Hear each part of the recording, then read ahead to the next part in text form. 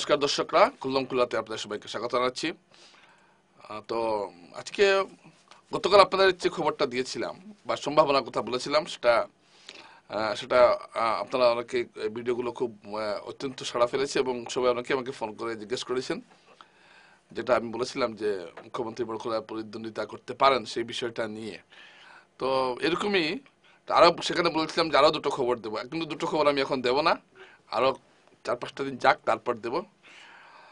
কিন্তু এখন আমি আরেকটা খবর আমি পেয়েছি যেটা আমি আপনাদের সামনে দিতে যাচ্ছি এবং এটা অত্যন্ত গুরুত্বপূর্ণ এবং এখন এটা একটা সম্ভাবনা সম্ভাবনা যে খবর আমি বলবো না, কিন্তু সম্ভাবনা হলেও এর ভিতরে কিন্তু অনেকগুলো আম, অনেক কিছু আশার আলো আমরা দেখতে পাচ্ছি।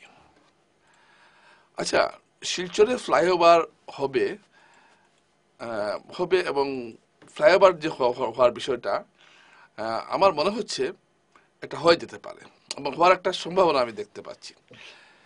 অনেক প্রতিশ্রুতি শোনা যায় কিন্তু কাজের কাজ দেখা যায় কিছুই হয় না। কিন্তু আমি সাম্প্রতিক কিছু ঘটনাবলী থেকে কিছু না একটা ঘটনা থেকে বুঝতে পারছি যে শিলচরে ফ্লাইওভার হওয়ার মতো একটা সম্ভাবনা দেখা দিয়েছে। কিন্তু আপনি যদি আমাকে জিজ্ঞেস করেন কিভাবে হবে, কোন জায়গা থেকে কোন জায়গা হবে, এসব আমি বলতে পারবো না। কিন্তু শিলচরে একটা ফ্লাইওভার অর্থাৎ শহরের ভেতরে একটা ফ্লাইওভার হওয়ার সম্ভাবনা দেখা দিয়েছে, এটা কিন্তু কম কথা নয়। আপনি আপনারা প্রশ্ন করবেন কিভাবে আমি জানলাম কথাটা, এটা তো কোনো প্রকল্প বা কোনো ধরনের তো সরকারি নোটিফিকেশন এখনো আসেনি, তো কিভাবে বলা হবে যে ফ্লাইওভার হয়ে যাচ্ছে। দেখুন, হয়ে যাচ্ছে আমি এটা বলছি না, কিন্তু একটা সম্ভাবনা আমি দেখতে পাচ্ছি। সম্ভাবনাটা এই জন্য দেখতে পাচ্ছি যে আরবান সুয়ারেজ বোর্ডকে চিঠি পাঠানো হয়েছে সরকার থেকে যে ফ্লাইওভার হবে, আপনারা যে পাইপলাইনগুলো বসিয়েছেন সেগুলো একটু সেগুলো কিভাবে সরানো যায় এর একটা আপনারা ডিপিআর তৈরি করুন। অর্থাৎ একটা গুরুত্বপূর্ণ বিষয়, অর্থাৎ এই যে সারা শহরে যে আপনার জলের যে পাইপলাইন বসেছিল মনে আছে আপনাদের আমরুতের প্রকল্প, এগুলোর দায়িত্বে ছিল দায়িত্বে দায়িত্বে ছিল আরবান সুয়ারেজ বোর্ড। সারা মনে আছে আপনাদের এই যে সব জায়গায় যে বড় বড় ইয়ে বসেছে, ট্যাঙ্কি বসানো হয়েছে, তারপর বড় বড় পাইপলাইন বসানো হয়েছে, মেডিকেলের এখানে অফিসে উদ্বোধন করা হয়েছে এবং সেখানে সেখানে মেডিকেলের পাশে প্ল্যান্ট বসানো হয়েছে এবং সেই প্ল্যান্ট থেকে অত্যন্ত উচ্চ ক্ষমতা সম্পন্ন প্রায় 200 কোটি টাকার প্রকল্প, 300 কোটি টাকার প্রকল্প এটা। এবং এই প্রকল্প আপনার সারা শিলচর শহরে যে জল সরবরাহ দেখছেন এটা এখন এই প্রকল্প থেকেই হচ্ছে। তো এরা সারা জায়গায় পাইপলাইন বসিয়েছে, সারা সারা শহরে পাইপলাইন বসিয়েছে। এখন এখন তাদেরকে চিঠি পাঠানো হয়েছে, তারা পাইপলাইন যদি সরাতে হয়, ফ্লাইওভার হলে পাইপলাইন সরাতে হবে, সেক্ষেত্রে তারা কি করবেন। তো এখান থেকে দেখলাম যে এই বিষয়টা একটা, কিন্তু এটা সামান্য একটা চিঠি, কিন্তু আমি এখানে শুধু চিঠি দেখছি না, তার মানে সরকার হয়তো এটা চিন্তা করছে যে শিলচরে ফ্লাইওভারটা বসানো প্রয়োজন হয়েছে এবং কিছু হয়তো সার্ভে করা দেখা হচ্ছে যে পাইপলাইন পাইপলাইন পাইপলাইন সরানোর কথা যখন এসে গেছে, তার মানে একটা চিন্তা ভাবনা চলছে শিলচরে ফ্লাইওভার বসানোর।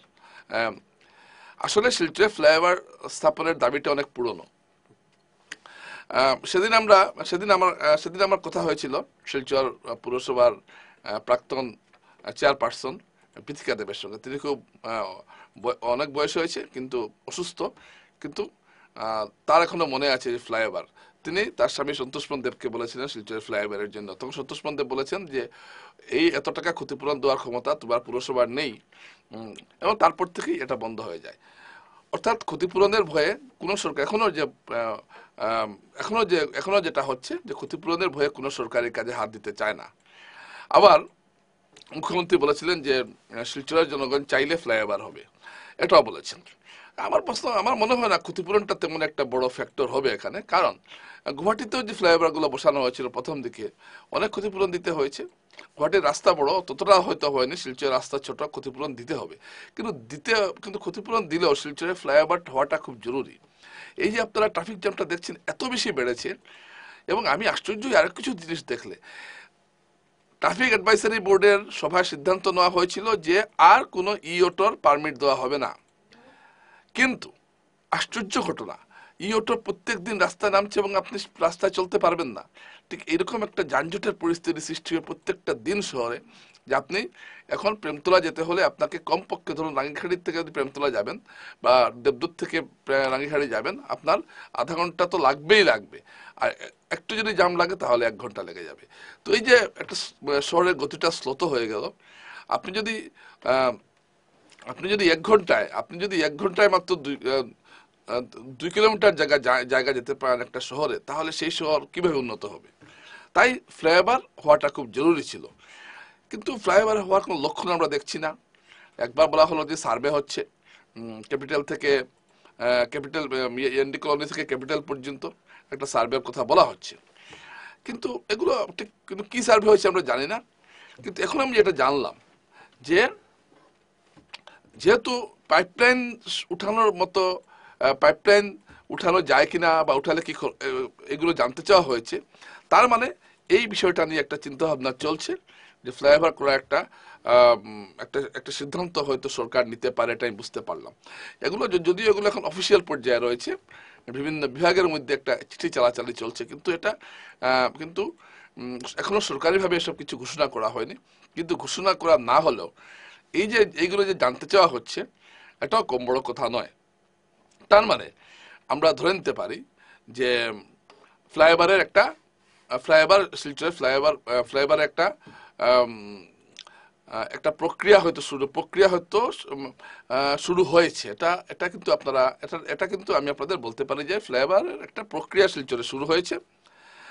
না হলে এরকম চিঠি পাঠানো হতো না। কারণ এইসব যে পাইপলাইন তোলাটা তো সোজা কথা নয়।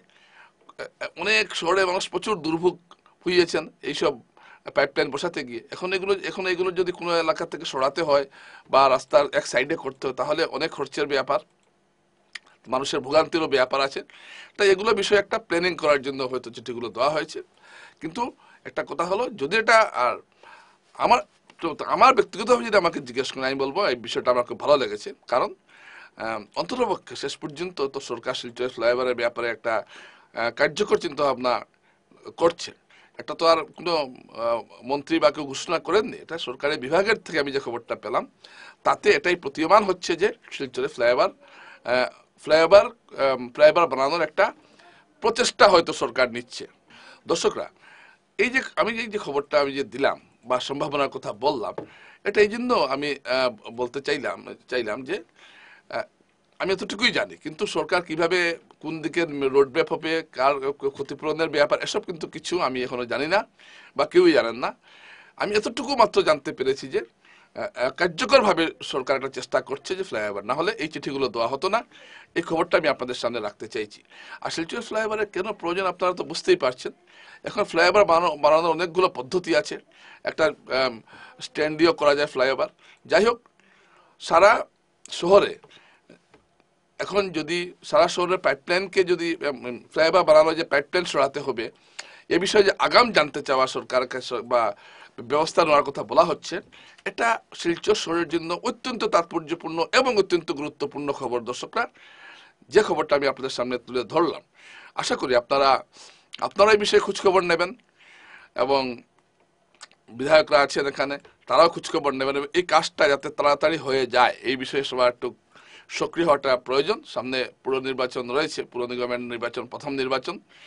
আর এই কাজটা যদি সরকার করতে পারে তাহলে শাসক দল হিসাবে বিজেপি অবশ্যই লাভবান হবে। আর নির্বাচনের লাভ কোন দল না নিতে চায়? যদি নির্বাচনের আগেই যদি একটা কার্যকর পদক্ষেপ বিজেপি নিতে পারে, তাহলে শাসক দল হিসাবে অনেকটাই সুবিধা নিতে পারবে। এমনিতেই শহরের মানুষ যে খুব একটা যে খুশি শাসক দলের উপরে এমন নয়। এর কারণ হল 2022 সালের বন্যা, এটা নয়।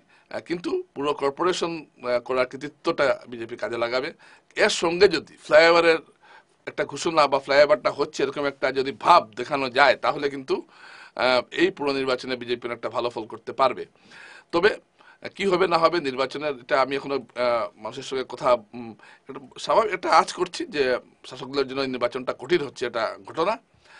কিন্তু ফ্লাইওভারে যদি শিলচর ফ্লাইওভার বানানোর যে তৈরির যে একটা প্রচেষ্টা বা পরিকল্পনা নেওয়া হচ্ছে, এটা আমার কাছে একটা খুব ভালো খবর মনে হচ্ছে। তো আপনাদের কাছে খবরটা শেয়ার করলাম।